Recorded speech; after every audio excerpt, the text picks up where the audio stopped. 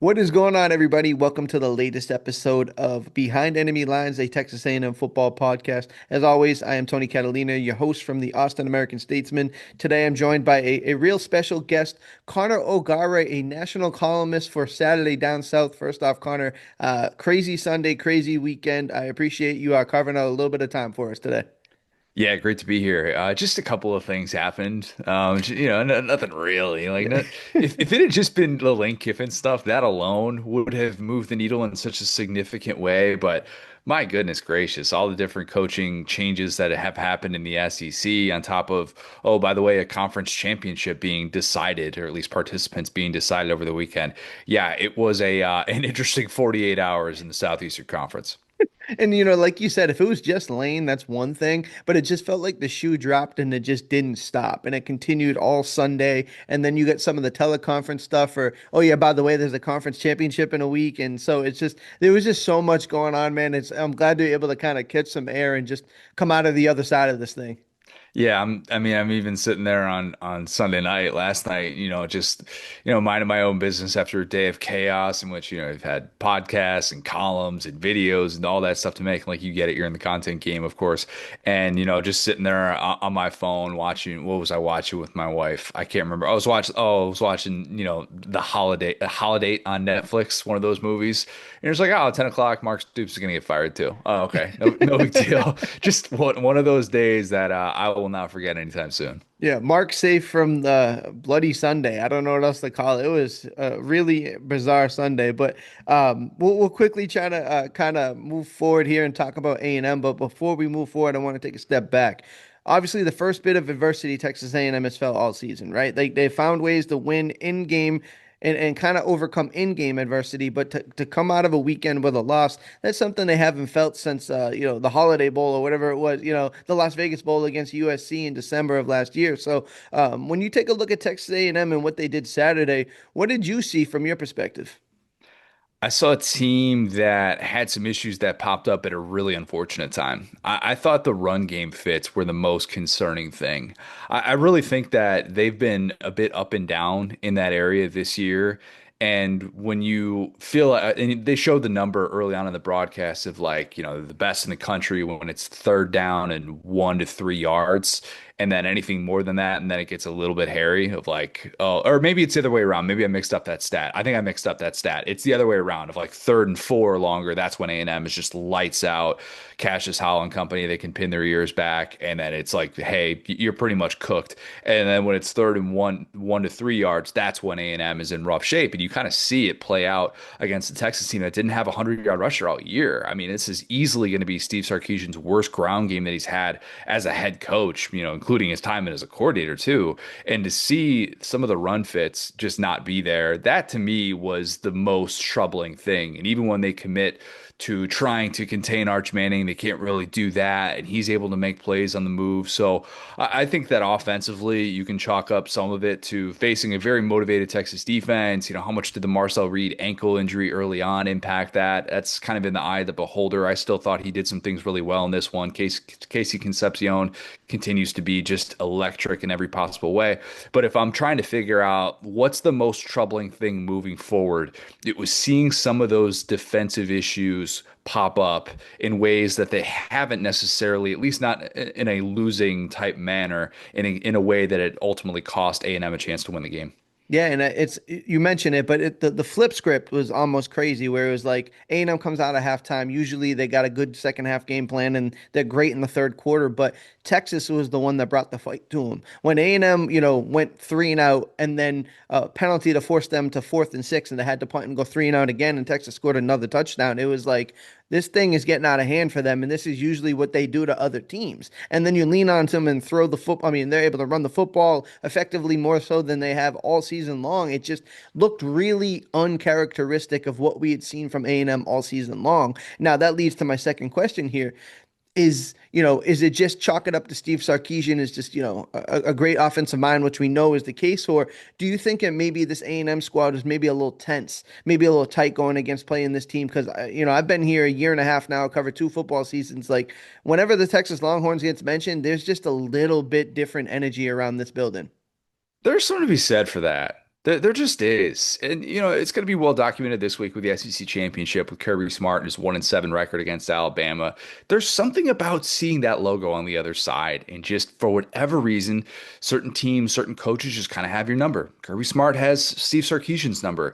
Maybe Steve Sarkisian has Mike Elko's number because, yeah, I do think that some of those things were uncharacteristic. And, A&M has been praised for not flinching. They didn't flinch when they fell behind in just one of the worst first halves you'll ever see against South Carolina. They didn't flinch when they fell behind by double digits on the road at Notre Dame. And I think that's the thing that I've praised Marcel Reed for most of anything in his career is that even in games that they've lost, like last year at South Carolina was a game that they ended up losing in a lopsided way, but like they overcame that early deficit and he just kind of keeps playing. Last year against Auburn, they ended up losing that game in four overtimes, but they overcame that early deficit because Marcel Reed keeps playing. In this one, it kind of felt like once Texas had that response, they were cooked. And that to me is a sign of that team has a mental advantage against you. And maybe that is just chalked up to the matchup. Maybe it is just chalked up to Ethan Burke being, for whatever reason, the guy that makes every big play on fourth down for Texas against Texas A&M. It is kind of bizarre to see that play out. And you could maybe take some solace in knowing that as long as Texas, for whatever reason, doesn't sneak into the playoff and A&M is forced to try to get through the Longhorns, you still feel pretty good about the situations that they've had to put themselves in this year. And so, yeah, I mean, we'll play the results on this, but it did feel like, okay, this is becoming a thing now where Texas might just have Texas A&M's number. I'm glad you said that last part about sneaking in the playoff because I was talking to some people around here and I'm like, A&M, if I do a matchup to matchup, I feel good with them against any team. But Texas is just something different. There's something there that's just doesn't feel like it's about X's and O's. It feels like it's in between the ears. And it's just, you could see the tension. You can almost kind of feel it leading up to it. Like, I chalked it up as focus. Like, all right, they want to finish out the regular season. They want a shot at their first SEC title. But what was right in front of your face, too, was the little bit of tension of knowing that they were trying to get this monkey off their back and they just hadn't been able to do it. So, with that happening, now they find themselves more than likely outside of the top five for the first time since like October. Now, before this, we peek behind the curtain. We're recording this Monday morning. Tuesday, when the CFP comes out with their latest rankings, where do you see them falling? Where do you think is the right fit for them? I haven't fallen to six. And maybe it's not going to be six. Maybe, there's a chance they could fall behind Ole Miss even because Ole Miss has a win on the road that's also very respected. You could say, well, Ole Miss, not even getting into the Lane Kiffin stuff and how that's going to be valued. But, if you're trying to weigh who has the best win, Ole Miss winning at Oklahoma, technically a little bit better than Texas A&M winning at Notre Dame. Now, that obviously doesn't have to be the end all be all for that ranking. But I think and I'm not trying to say 6, 7 here. I swear I am just saying 6 or 7 makes a lot of sense. Let the record show I'm not trying to do what Hunter Yurachek inexplicably did on live television last week and what was just a sham on that ranking show. But nonetheless, you get what I'm saying here. This is going to be a significant fall because A&M was the lowest ranked undefeated team. That's typically not how it works in the SEC. They have clearly factored in the very favorable conference schedule draw that they had, and that is why A&M was not ranked ahead of Indiana, and that is why they were still at number 3 throughout this entire process. So, yeah, I think they should still be in really good shape to host a home playoff game. If you had told any A&M fan that coming into the season, or even after the Notre Dame game, hey, A&M's going to host a home playoff game, they would have taken that. Now, expectations have changed, and maybe some of those issues could surface down the stretch. And maybe A&M is really a team that was flawed and is not going to play its best football in the postseason. But man, this is kind of all you could have asked for going into conference championship weekend. For sure. And I'm right there with you. I think I had them in that 6 or 7 range, like you said. And it feels right. Like this is a team that, played well enough all season to sit here and say, like, hey, we're going to host a home playoff environment in Kyle Field, which will be electric when that happens. But now, when you look at obviously two really massive games, and there's a ton of good football to be had, but Indiana, Ohio State, Georgia, Alabama, these are things with massive CFP implications. Is there anything that can happen Saturday that could either see A&M go up a spot, down a spot, or where they end up this week? Do you think that's where they ultimately land? I think this is where they're ultimately going to land. Now, what could happen, and this is something to keep in mind. Watch what happens with Alabama in the SEC championship, because if Alabama wins the SEC championship and beats Georgia, Alabama's getting a top 4 seed. And if Alabama's getting a top four seed, Georgia's still going to be ranked ahead of Texas A&M. And all of a sudden, you get a little bit closer to, hey, you're going to have to travel.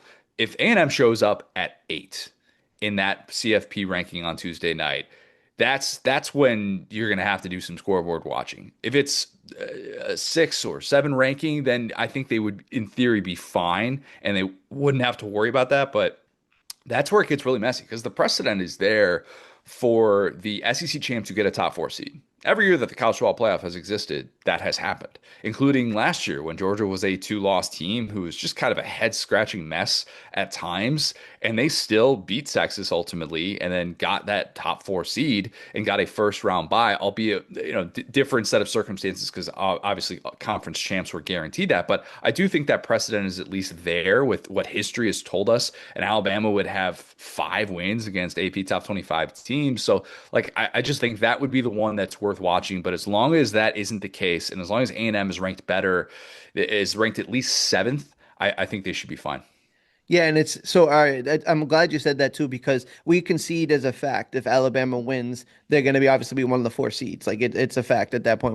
We say that comfortably. But you see a world where Oklahoma at 2 losses, Notre Dame, the A&M beat them head to head. Are those like a real threat to jump them? I know you'd mentioned the Sooners. So because when you look at this and you say like, okay, record isn't everything, but head to head might be the issue in Notre Dame there. And so, do you believe ultimately, yeah, we think that they're going to get a first round bye, but do you think it's real chance that they actually don't?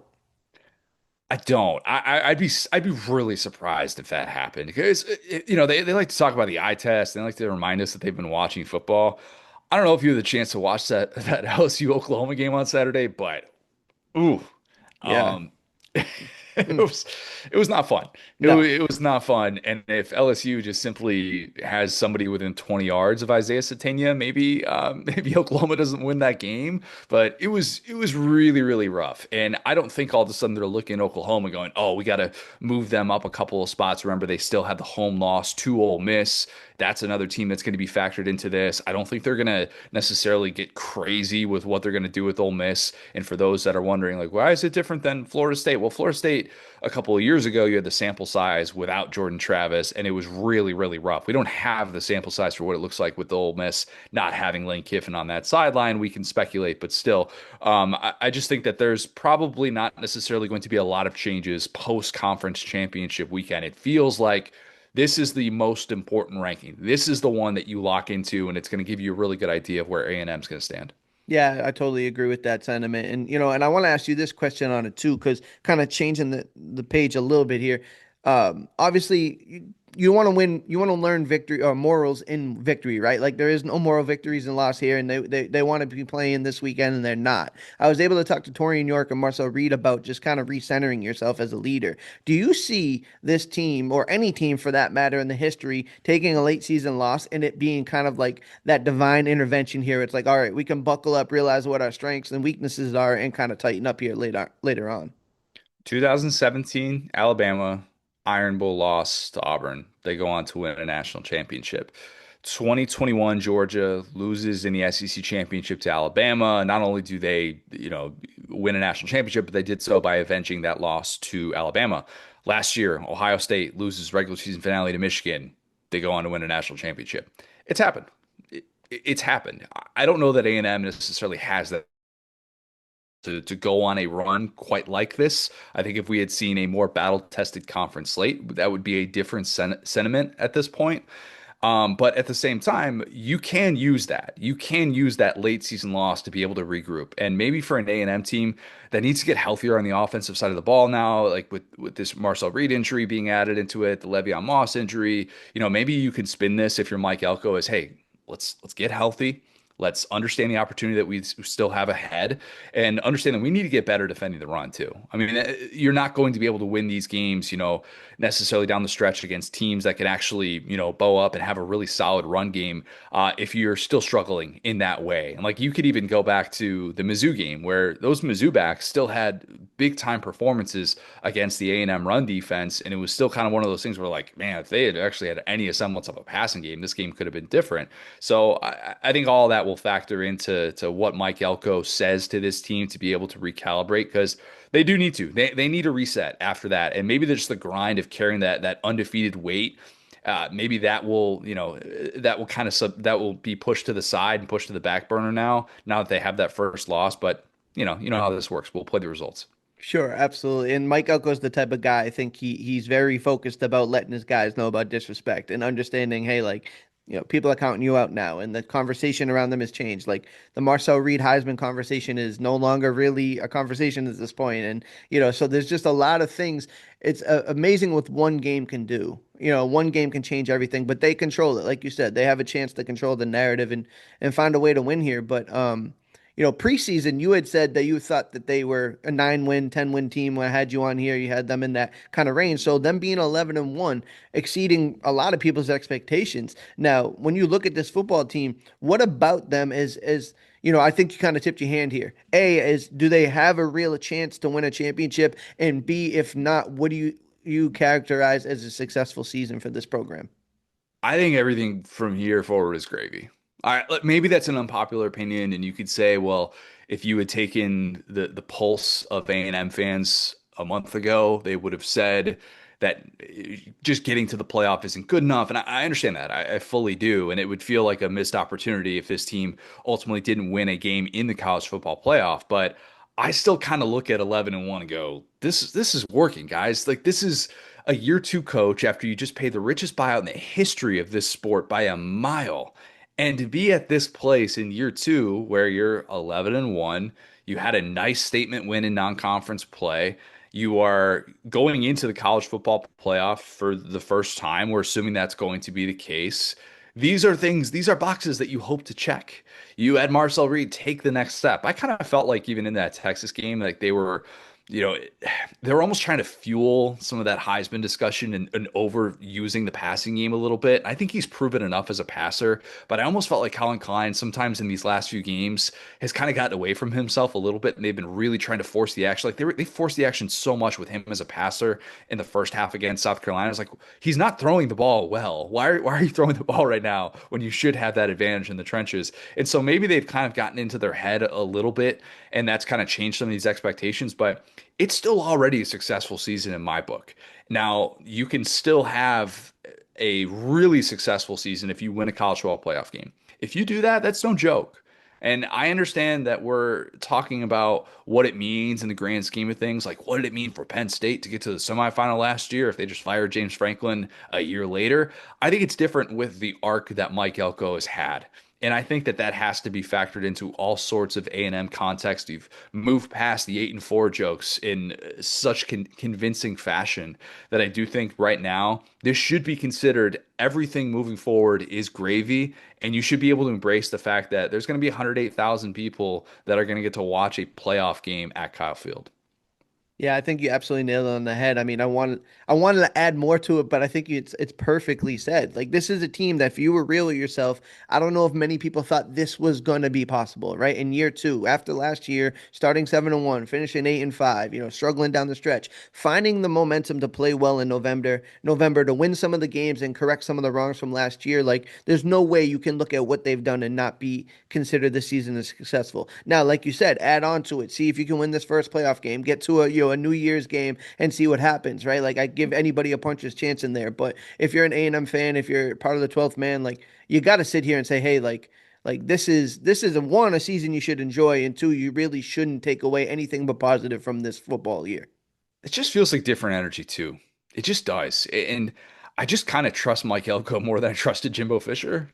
And maybe that's the bad thing to say, but I trust so many things, so many of the big decisions that he's had to make so far as a head coach. Like he nailed the Colin Klein hire. I know I just criticized some of the play calling moves, but I think he nailed that hire. I think that they've been really good at recruiting the portal. I mean, think of how many teams across college football wish that they could just have A&M's portal receivers. If they could just have Casey Concepcion and Mario Craver, how much easier life would be if they could just add those two guys into their lineup. And so, like, Cassius Howell's a former Bowling Green guy for crying out loud. Like, Nick Scorton was a huge get last year from Purdue. And I know obviously he had the local connection to Brian, but still, like, I just think that they've done so many things well in that way. And they don't feel like they have this limited ceiling where, with Jimbo Fisher, you're just waiting for him to finally adapt the offense? Can he finally hire a play caller? Why is it that he just gets creative offensively when Alabama comes to town? Like you just don't have those same sort of questions. You still have the Texas question. That still lingers. You still have the SEC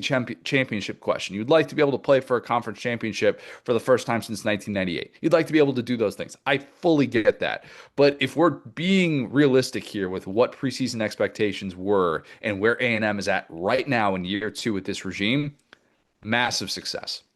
Yeah, I totally agree, man. Like you said, the last week was the only chance they had a chance to even have battered Aggie syndrome be even a thing in their minds, right? Everything has been really positive to this point.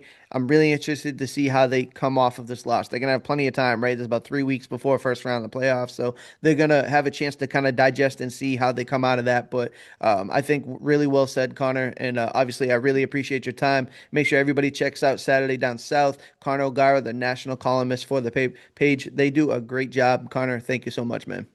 Thanks, man. Appreciate it. Absolutely.